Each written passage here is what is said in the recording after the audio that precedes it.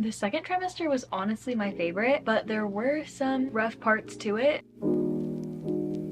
I was so sick in the first trimester, but in the second, I slowly started to lose the nausea and just started to really enjoy being pregnant. One of the things that was the most difficult for me was the fact that I was still not looking pregnant. Even when I was 6 months pregnant, a lot of people couldn't tell I was pregnant unless my belly was exposed or I was wearing something really tight. I'm not a very tall person, but I do have a long torso, so I feel like that mixed with this being my first pregnancy and probably some other things too, caused me to not really show until the very end of pregnancy. Around even like 12 weeks, I felt like my stomach was popping because the sides and the front of my stomach had expanded to the point where I couldn't wear a lot of my jeans. And so I was seeing a big difference in myself, but I wasn't looking pregnant. That transition period where my stomach was slowly starting to grow was just challenging in that way. It takes time for the belly to expand, and there is just that awkward period where you don't look or feel like yourself, but you also don't really look pregnant yet.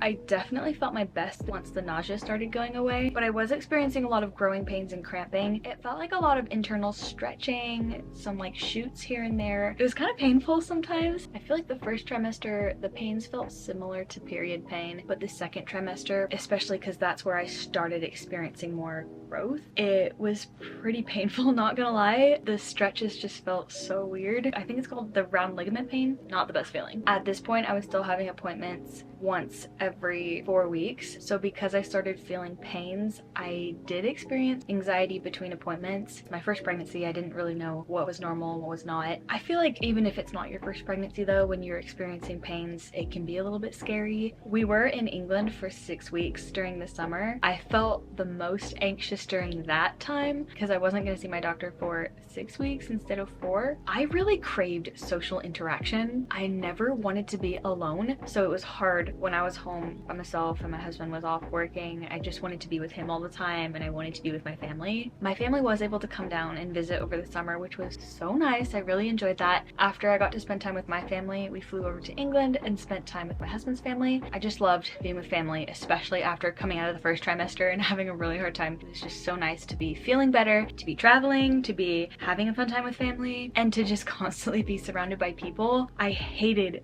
being all by myself. I walked a lot this trimester. Walking helped me pretty much my whole pregnancy. Because I started feeling better, I was able to be a lot more active, which just felt so good. I mentioned this before, but my nausea started going away around week 17 or 18. So I did still have it a little bit in the beginning, but I was no longer throwing up like every single day. I still did feel a little bit like I needed to throw up every time I brushed my teeth. I had pretty bad pregnancy brain. It was insane. It usually would happen regarding like my schedule. I would be so sure that I had something on a certain day at a certain time. And so I would like show up to things usually really late. And I was just so confused because I was so dead convinced that I had it right, even though I had it in my calendar. Like I would put things in my calendar wrong. I honestly don't know why I was getting things mixed up so bad. I was super thirsty, and I made sure that I was constantly drinking water. At night, I would always have to go to the bathroom at least like 10 times before going to bed, and it was the weirdest thing because I would go to the bathroom, and sometimes before I would even wash my hands or leave the bathroom, I would need to go again. So I would go back to the bathroom. In the first trimester, I always felt like I needed to go to the bathroom, but I didn't actually have to. But in the second trimester, I felt like I needed to, and I actually needed to. And every time I would get in bed, I would need to get up and go back to the bathroom. So sometimes I would wait and not get in bed because I didn't want to get comfortable and then have to get out. But I wouldn't need to go to the bathroom until I got in bed and got comfortable. Then I would need to get up and go. It was so annoying to have to do that so many times, but I just had to. I'd always wake up at least once in the middle of the night and then always at 6 a.m. to go to the bathroom again. I was super uncomfortable for the majority of this trimester, especially sitting down and wearing clothes. It was just so irritating to have anything on my stomach, even if it was a shirt, even if it was a flowy shirt. I just couldn't handle having things on my belly. So it was nice that it was summer. And then as for sitting down, it was really uncomfortable to just be sitting down. Being in the car was hard. I hated driving. Our flight to England was obviously kind of a long flight, and it was honestly not too bad on the way home, but the way there was so hard. What made it worse was that me and my husband both, for some reason, got so sick on the way there. We stopped in New York, had a short layover, and then went to England. And when we landed in New York, we were both just feeling absolutely disgusting, sick, terrible. We didn't know if it was like air sickness or something we ate, but we felt terrible. Once we got to London, we were totally fine. The only other time that I would actually have to be sitting down for long periods of time was church. I had to have a bag of snacks that I was constantly munching on and water that I was constantly sipping on. Sometimes I just couldn't be sitting down, so my husband and I would get up. We would just walk laps outside to not disrupt anybody, and then come back in when I felt like I was okay to sit down again. My bump started becoming visible to everyone else kind of near the middle of our time in England. So I think that was around 20 something weeks, like the early 20s. By the end of our trip, I couldn't wear a lot of the clothes that I brought. I brought a few pairs of like bigger jeans that I owned that didn't fit me pre-pregnancy, but I grew out of all those. I also got this really bad rash. I do have eczema. Whenever I eat something or I'm in an environment that triggers my eczema, it usually starts in my hands and my face. That's usually where it stops, but sometimes it'll get really, really bad, and it did get really, really bad in England. It spread to my arms, my legs, my feet. It was everywhere. Eventually I got rashes all over my belly too. We were trying to find a doctor that would see me. We ended up going to this pharmacy, and there was someone there that was able to see me and help. They were saying that rashes can be normal during pregnancy, but the kind of rashes that I was getting, they said it didn't seem like it was because of the pregnancy. Like maybe the pregnancy was making it worse, but it was definitely just my eczema being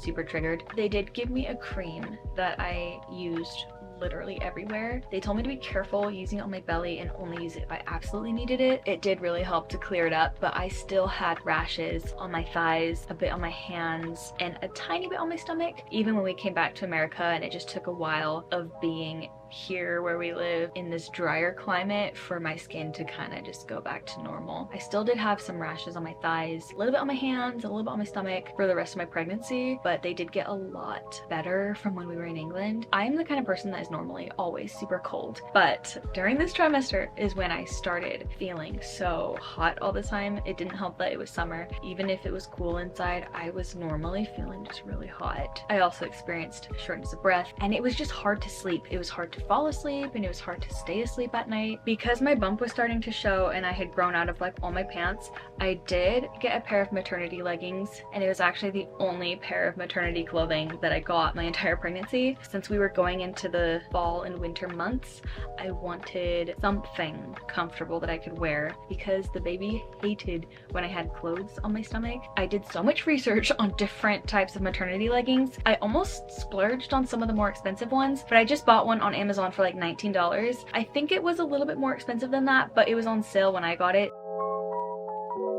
This actually wasn't too interesting for me. I really didn't have any cravings, but I did need to eat fruits and meat like every single day. Right when I woke up, I needed obviously to have water, but I needed to have some sort of fruit. And then normally I would have a ton of chicken nuggets as like a pre-breakfast before my actual breakfast. I needed to have meat in every single meal, or else I just had no energy at all. For fruits, I kind of just had them throughout the day whenever I felt like I needed them. They really helped me to feel better if I felt a bit icky. If I ate enough fruits, then like I wouldn't have a headache. I think rather than cravings, I had more foods that I really loved eating. I loved apples and pineapples and bananas and mangoes, but I didn't really like the mangoes that we had in America. There are like a couple different kinds of mangoes that I normally eat here, but I didn't want any of those. I only wanted the mangoes in England. Something about them is just so freaking good. I definitely ate the most during this trimester, which I think is also why I loved it so much, because I love food, and I think I was just so glad that I was finally able to eat again and keep things down. Certain certain foods like pizza and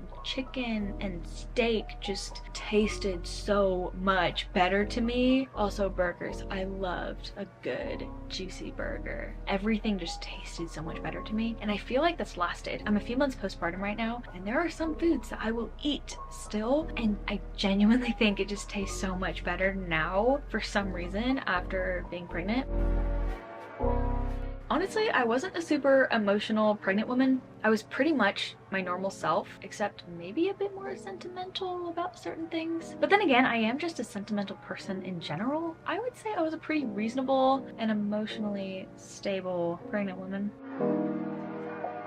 I wanted to have a whole section just dedicated to feeling the baby move. Feeling the baby move was one of the most exciting things about this trimester. During the first week that we were in England, I started to feel little flutters. A lot of people were telling me that it's like too early to feel the baby move, but I was so sure that I was feeling the baby move. As the weeks went on, I knew for a fact that I was feeling the baby move. There was just no doubt about it, which is why I know I was feeling it that early on, because it was the same feeling, just more intense later on. At this point, more than kicks and stuff, I was feeling a lot of the baby's hiccups. He had the hiccups all the freaking time. There was one time we were having an ultrasound done, and the lady was like, oh, he's got the hiccups. And it was at that point that I was like, oh, I thought these were like kicks. It was just really cool and really fun to know exactly what I was feeling, and the fact that I could feel a difference between his different movements. But yeah, this kid was hiccuping a lot. It was super cute at the beginning, but as he got bigger, it started getting so annoying, not gonna lie.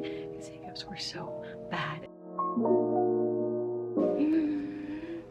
Little baby's gonna join us. I was a little bit nervous about finding out the gender early, because sometimes it can be less accurate at 16 weeks. So when we were at our appointment, I was asking the lady as she was doing the scan, I was like, is this gonna be accurate? And she was like, oh yeah, definitely. She was pretty positive that it was right. So we had her write it down so that we could do a gender reveal with our families. We were going to do it with my family since my family was there right after we had the scan, and then FaceTime my husband's family in. But because we were gonna be going to England shortly after, we thought it'd be fun to do something with both families in person. With my family, we did a gender reveal cake, and that's where me and my husband also found out the gender. When we went to England, we just made the cake and did the gender reveal for everyone there. Most people guessed correctly and thought he was gonna be a boy.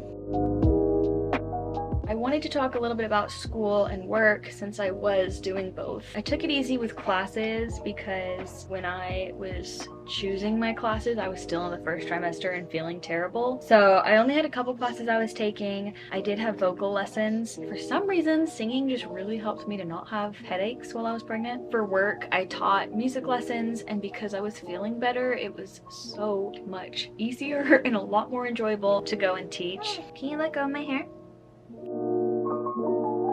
My favorite pregnancy app was the What to Expect app. I use that every week for updates on baby and for me. I also signed up for Bridget Tyler's weekly emails where she would send out a video for the week of pregnancy that you were in. I really loved having both of those as a weekly resource. My husband and I also watched a ton of her videos. We did watch some others from other people, but I think hers were definitely our favorite. I would highly recommend her channel, and I'll put it in the description box. I think that's pretty much everything I wanted to say. If you're currently pregnant, I wish you the best. Thanks so much for watching this video, and I'll see you in the next one.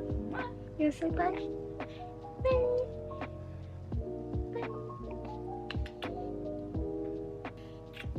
Cutie!